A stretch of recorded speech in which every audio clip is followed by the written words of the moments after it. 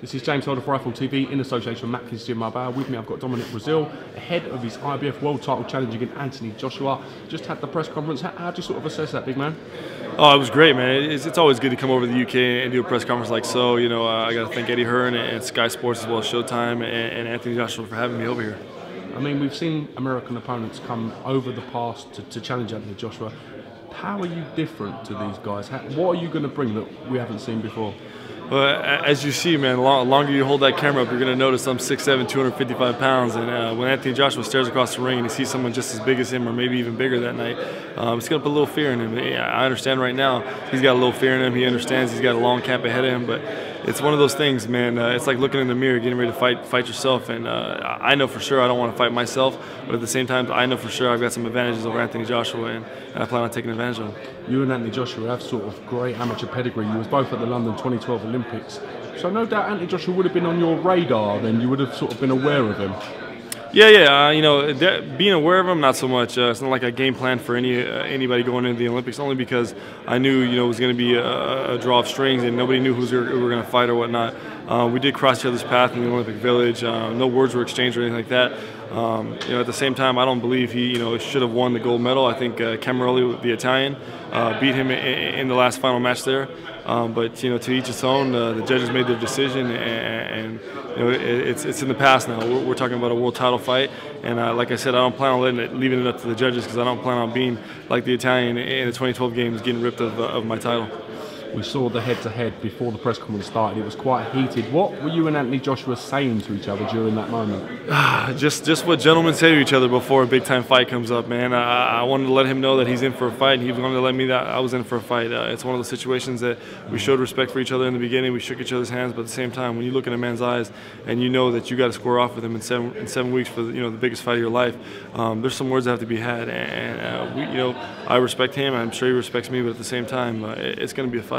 How will you deal with 20,000 screaming Brits at the O2 Arena? Will you be overawed by this sort of occasion? Because recently being to America, the crowds and the gates are completely different to here in the UK. So how will you deal with that sort of atmosphere? You know, I think I'm going to embrace it, man. I understand I'm the underdog in this situation. I understand there's 20,000 fans. They're going to be booing me and telling me all kinds of crazy stuff. But at the same time, I'm going to use it for fuel for the fire. I'm the type of guy that's already got my back against the wall, and there's only one direction for me to go. A lot of people already talking about potentially Anthony Joshua versus Tyson Fury in a unification fight. Does that get your back up a little bit? The people could be sort of overlooking you, even certain aspects of the media. Yeah, definitely overlooking me. But at the same time, nobody wants to see that fight, man. Tyson Fury is such a boring fighter. You know, Anthony Joshua is an explosive, knockout artist, and we saw Tyson Fury fight against a guy like Klitschko, who's also an explosive knockout artist, and it was boring from the beginning to the end. No fault to Klitschko at all. He was having an off night or a bad day. But Tyson Fury is just, like he says, a big fat guy that shouldn't be in the ring and plans on retiring anyways. Me and Anthony Joshua are going to be explosive from the opening bell, and I don't think anybody should overlook us. It's going to be a fight to remember. Coming on to Tyson Fury versus Dominic Breazeale, how chances do you give Tyson Fury of retaining his belts on July the 9th in Manchester? Yeah, I think Klitschko comes back and definitely wins his belts. Klitschko's a smart, intelligent guy. He's a big, strong boxing guy with big power punch in both hands. But at the same time, he's not the type of guy that's going to take a fight that he doesn't think he can win. If he thought he lost and hands down didn't have a chance against him the last time, this time around he's definitely coming back with a vengeance. Also, back end of May, Deontay Wilder defending his WBC crown against Povetkin. What are your thoughts on that fight, and what chances do you give Deontay Wilder of retaining his title out in Russia? I think Deontay Wilder does a good job. He's a real good, rangy guy. He's going to box his butt off against a guy like Povetkin. But at the same time, Povetkin's a big, strong, powerful guy, and if he lands a shot, the show could be over. But I think Deontay's got enough confidence in himself to travel all the way over to Moscow to defend his title and bring it back to the States. This week over in Vegas, Amir Khan takes on Saul Canelo Alvarez. Absolutely massive fight. As a boxing man yourself, no doubt you'll have an opinion on this. How much respect have you got for Khan for taking a fight like this? Oh, the utmost respect, man.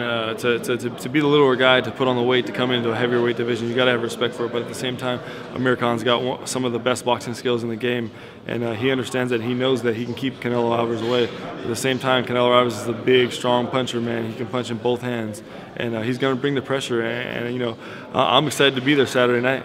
Because obviously Khan's very, very fast coming up that weight. Do you see he'll retain his speed at that weight? And do you think Canelo will get to him over the 12 rounds? No, I think Amir Khan will definitely retain his speed and retain his boxing skills and be able to move around the ring gracefully. At the same time, that 20 feet of ring, or maybe even 18 in this situation, is going to turn into about a 4 by 2 inch square when Canelo Alvarez is putting on the pressure. And we all know pressure busts pipes. Yeah, as long as Canelo hasn't got that one concussive punch, he has got some great pressure skills. And saying that, say that to James Kirkland. Eddie Hearn made a good point about that. Very so. Recently. Yes, sir. How do you see it? Final prediction. How do you see that fight playing out? I see Canelo Alvarez. I think it goes the distance. I definitely see it going the distance, but I see Canelo Alvarez winning. On that note, thank you very much for talking to IFL TV. It's great to have you in the UK. And we'll hopefully catch you up fight week. Appreciate it. Thanks for having me. Thank you, mate. See you soon.